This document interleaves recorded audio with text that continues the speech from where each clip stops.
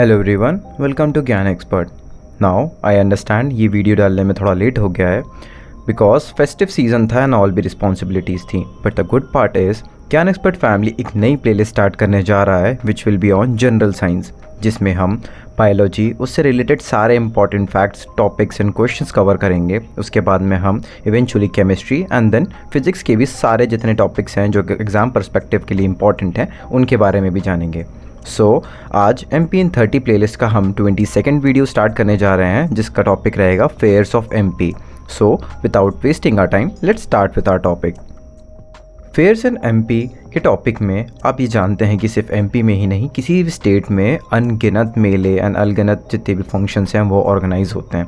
आप सबके बारे में नहीं जान सकते और आपको जानना भी नहीं है। अगर आपको याद रखने हैं तो कुछ इंपॉर्टेंट फैक्चुअल मेले या फिर फेयर्स जो कि MP में एक अलग इंपॉर्टेंस रखते हैं, जो एग्ज़ाम में पूछे भी जाते हैं। जितने भी इंपॉर्टेंट मुझे को लगता था एंड जितने भी मैंने क्वेश्चंस देखे थे उसके अराउंड मैंने सारे के सारे क्वेश्चंस एंड इंपॉर्टेंट फेयर्स को यहाँ पे मेंशन कर दिया है as well as the facts important to them. हम एक एक करके मेमोराइज़ करने की कोशिश करेंगे। फर्स्ट वी हैव भूतों का मेला, जो अपने नाम से ही काफ़ी इंटरेस्टिंग सा साउंड करता है। ये लगता है बैतूल में। देन वी हैव हिग्नोट मेला, जो कि इंदौर एंड देवास के बीच में एक गांव है छोटा सा, वहाँ खेला जाता है। अगर आपको कभी अपने इंस्टाग्राम पे स्टोरीज़ वगैरह पे देखा हो तो ये एक इस टाइप का फेस्टिव है जो कि दिवाली के नेक्स्ट डे में सेलिब्रेट किया जाता है। इसमें लोग रॉकेट्स एंड बॉम्ब्स को एक दूसरे के ऊपर जला के फेंकते हैं। ये बहुत अलग तरीके का दिवाली सेलिब्रेशन होता है। हिग्नौट का मेला, एंड अगर आपसे पूछा जाए स्पेसिफिकली कि वो गाँव किस डिस्ट्रिक्ट में आता है तो Indore district. Then we have Gotmar का मेला, जो कि पांडुरना में लगता है एंड ये जाम रिवर्स के बैंक पे हर साल ऑर्गेनाइज होता है। देन वी हैव व्यापार मेला, जो इम्पॉर्टेंट है एंड ये लगता है ग्वालियर में, और ये लगता आ रहा है 1905 से अभी तक, मतलब कि आज़ादी से पहले से। फिर भी हैव सिंगाजी का मेला, जो कि खंडवा में काफ़ी प्रसिद्ध भी है। ये एक 7 डे फेस्ट है।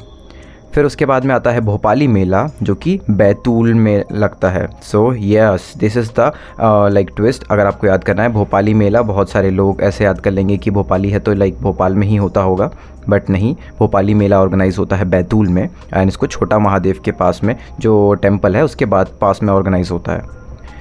फिर we have Mahamrityunjay mela, important name है नाउ। ये लगता है रीवा में और ये 5 डे फेस्ट रहता है। फिर वी हैव नागाजी मेला, जो कि मुरैना में ऑर्गेनाइज होता है एंड इसको कहते हैं एनिमल फेयर भी। देन वी हैव कालूजी महाराज मेला, जो कि खरगोन में लगता है। ये 30 दिन का मेला है, तो आई गेस MP में लगने वाला सबसे लंबा अगर कोई मेला लगता है तो 30 दिन का यही है। इसको कहते हैं कालूजी महाराज मेला, खरगोन डिस्ट्रिक्ट में। देन वी हैव बरमान का मेला, जो कि नरसिंहपुर में लगता है। ये 13 दिन का फेस्ट है एंड ये मकर संक्रांति के दिन लगता है। उसके बाद में फ़नी नेम इज़ गधों का मेला, जो कि सतना में लगता है, और ये अभी से नहीं, मुगल्स के टाइम से MP में लगा जा रहा है, तो सतना में गधों का मेला। देन वी हैव सनकुआ का मेला, जो कि दतिया डिस्ट्रिक्ट में लगता है। देन उल्दन मेला सागर में, रामलीला मेला ग्वालियर में एंड शहाबुद्दीन औलिया मेला नीमच में लगता है। देन जलबिहारी का मेला, जो कि छतरपुर में लगता है, एंड बंधरना का मेला, जो कि होशंगाबाद में लगता है। ये नर्मदा एंड तवर रिवर का जहाँ पे संगम होता है वहीं पे बैंक्स पे लगाया जाता है। Then we have Meghnath mela, जो कि छिंदवाड़ा डिस्ट्रिक्ट में लोकेटेड है। ये उमनॉट रिवर की बैंक्स पे ऑर्गेनाइज किया जाता है। Then we have Shaheed mela, which is in Khargone, and Navgrah mela again in Khargone. This was it. जितने भी इंपॉर्टेंट फेयर्स जो मुझे लगता था इंपॉर्टेंट है एग्ज़ाम पर्सपेक्टिव के लिए, मैंने ये सारे के सारे मेंशन कर दिए हैं। You just guys make sure कि आप यही नोट्स को पॉइंट टू पॉइंट नोट करने के बाद में पूरा 3 से 4 बार अगर आप रीड करेंगे तो आई डोंट थिंक आपको एग्ज़ाम में दिक्कत आएगी। ऐसे तो बहुत सारे अलग अलग मेले हैं, बहुत सारे अलग अलग फेयर्स जो कि अलग अलग डिस्ट्रिक्ट में लगते हैं, आप सबको रिमेंबर नहीं कर सकते। तो ये कुछ हॉट्स थे जो एग्ज़ाम पर्सपेक्टिव के लिए इंपॉर्टेंट हैं। आप नोट्स बनाइए एंड इसको बार बार रीड करिए। गाइस, आई होप आपको पूरा टॉपिक समझ में आया हो। Keep on studying. Thanks for watching.